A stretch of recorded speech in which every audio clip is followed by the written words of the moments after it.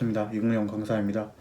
유튜브로는 더 이상 만날 수 없을 거라고 생각을 했는데 그 최신 판례에 대해서 약간 요청을 하시는 분들이 많아가지고 짧게 그냥 찍어서 여러분들한테 빨리 정리해 드리려고 해요. 우리가 이제 화면을 보시면은 기존에 우리가 공부했던 판례가 어떤 판례가 있냐면은 우리가 총장 임용 후보자에 대해서 색깔로 칠하는 게 좋겠다. 총장 임용 후보자에 대해서 1,000만 원의 기탁금을 납부하도록 하는 게 헌법에 위반이 되는 판례를 공부를 했어요.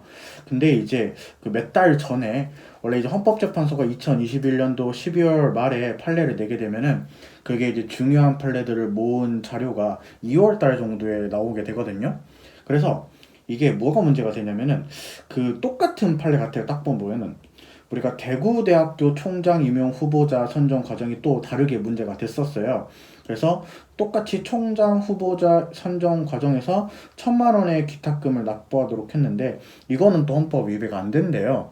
그렇다면은 우리가 이러한 것들을 어떻게 구별해야 될까라고 했었을 때 시험에서 사실 우리가 전북대학교냐 아니면은 대구교육대학교냐 이렇게 주면은 좋은데 차라리 나은데 실제 시험에서 이렇게 실제 지명을 오픈하는 경우가 드물어요.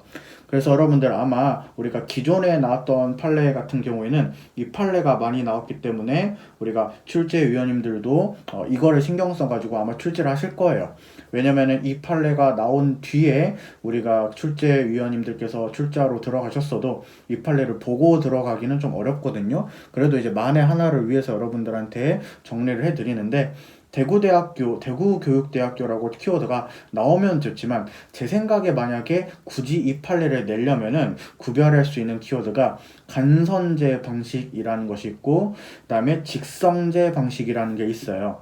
그래서 어떻게 풀면 되냐면 똑같이 총장 1,000만 원의 기탁금이라는 판례가 나왔을 때 만약에 간선제라는 말이 추가가 되면은 바로 이 판례를 물어보는 것이고 그 다음에 직선제로 뽑는다 라는 말이 굳이 추가가 된다면 이 판례를 물어보는 거예요.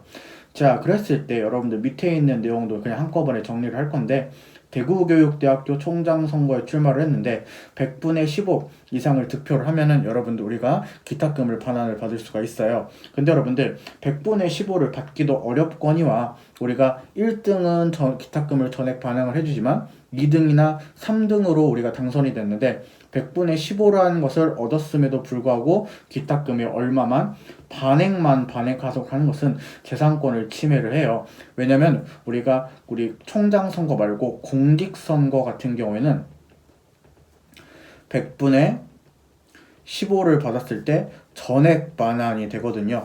그래서 이렇게 같이 맞춰줘야 되는데 총장 선거에서 유독 100분의 15라는 것을 득표했었음에도 기탁금의 반액만 반환하도록 하는 것이 재산권을 침해한다는 판례가 있어요. 그래서 여러분들 어디서 이제 봐가지고 그런지 모르겠지만 이 1,000만 원의 기탁금 사건에 대해서 기존에 많이 나왔던 판례는 위에 있는 판례입니다. 하지만 밑에 대구교육대학교 사건도 우리가 간과해서는 안 되겠죠. 그래서 간선제냐 아니면 직선제냐라는 것을 조금 구별해가지고 풀면 되겠지만 제 생각에는 아무래도 위에 있는 판례를 기준으로 출제를 하실 것 같아요. 그래서 여러분들 기존에 공부하셨던 대로 잘 공부하시고 이 최신 판례 비교는 한번 참고를 하시면 되겠다. 그래서 마지막으로 인사를 드리고 싶어서 유튜브를 찍었을 수도 있습니다.